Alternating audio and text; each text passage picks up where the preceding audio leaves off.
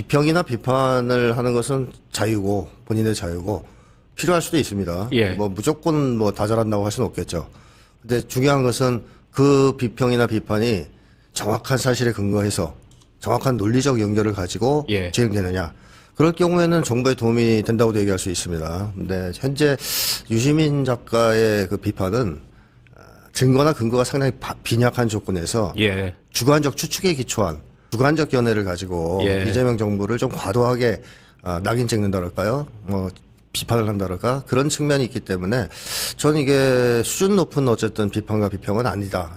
대통령과 전우회가 있지만 비평가로서 예. 나 자신의 감정 생각을 표현하는 것이 더 중요하다 이런 얘기가 핵심적인 것 같은데 그래서 그 말이 저는 좀 문제가 있다고 보는 것이 예. 이게 자기중심적인 그 심리가 내포된 발언 아니겠습니까? 예. 저도 제 말을 하는 것이 중요한 사람이긴 하지만 뭐 상황도 파악하고 국가 전체 이익도 고려하고 여러 가지를 고려해서 조율을 한단 말이죠. 발언들을. 저도 글을 쓰고 말을 하는 미약한 존재지만 내 말하는 게 더 중요하다고 생각해 본 적이 없거든요. 그렇죠. 어떻게 하면 그런 생각이 들 수 있는지 굉장히 신기합니다. 그래서 얘기가 그겁니다. 네. 근데 보통은 그런 입장이잖아요. 누구나 다. 네, 네. 뭐 누구든지. 내 말이 중요하긴 하지만 더 중요한 것이 있다는 입장을 갖고 있는데 예. 이 작가는 아니거든요. 지금 보니까. 내 말을 하는 게 제일 중요하다. 이거는 놀라운 생각이에요, 지금. 대단히 자기중심적인 태도고 예. 좀 나쁘게 얘기하면 이기주의적인 태도죠. 나라가 망하든 말든 내가 할 말을 하고 살겠다는 얘기인데 또 하나는 막 자기가 절대 진리다. 나는 무오류다.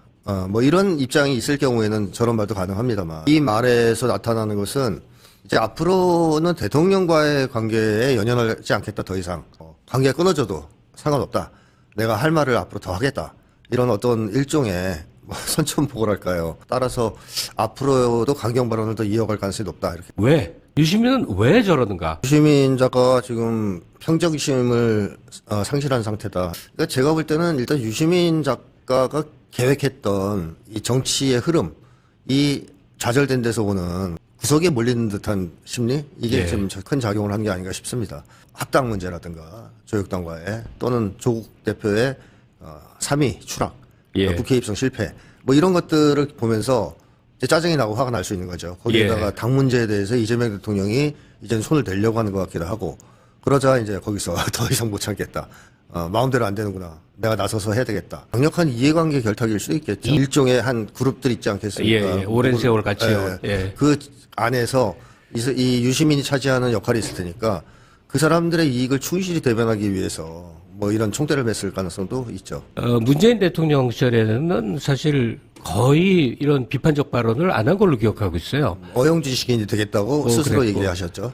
윤석열 정권이 들어서서도 초기에는 별 얘기를 안 했어요. 네. 후반부에 이제 굉장히 격심한 상황으로 몰아닥칠 때 네. 신경 안정제라는 이름의 전국 전망으로 사람들에게 많은 위로. 근데 이재명 정부 들어서 왜 이렇게 갑자기 달라졌는지 지금 저는 달라졌다기보다는 예.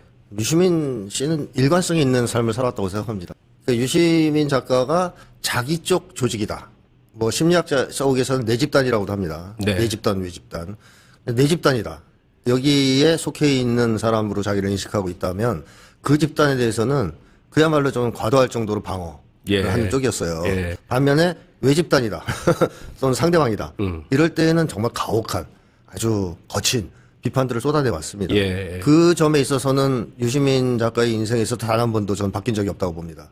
그러니까 과거에 문재인 정권 때 유시민 작가는 그 집단에 속해 있었던 것이죠. 소위 이제 친문 진영에 속해 있었던 것이고. 예. 전통적 주류. 네. 그러니까 거기를 당연히 보호했던 것이고. 예. 지금 현재는 이재명 정권 주류 세력 여기는 속해 있지 않은 겁니다. 그래서 비판을 한다.